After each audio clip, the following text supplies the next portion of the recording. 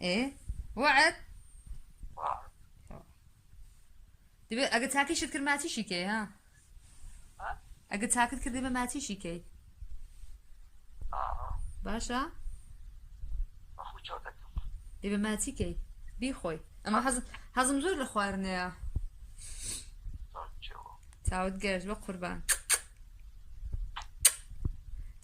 او دي مولي ود دخوم يدي من أنا أخو جودك. دي مولي وش دخوم اما اشق ايران اشتم ايرانات بخوم حصل ليه بس أقول إنك أنا تون في موقع. دا باشا برو اما زوزو سرم داو باشا باش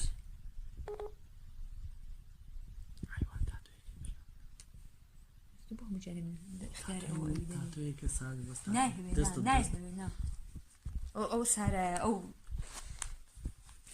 لیدو بس ايه وعد واحد. دبي اگه تاکی شد کرد ماتی شی کی ها ها؟ اگه تاکت کردی به ماتی شی کی باشا أخو جودك.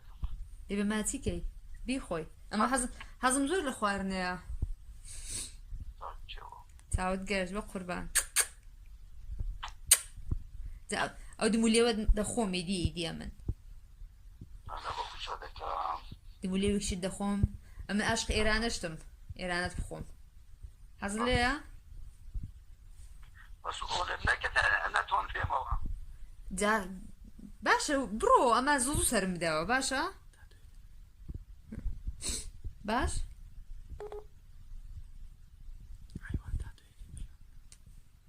تبغى مجاني من اختياري او تاتوی که ساز بس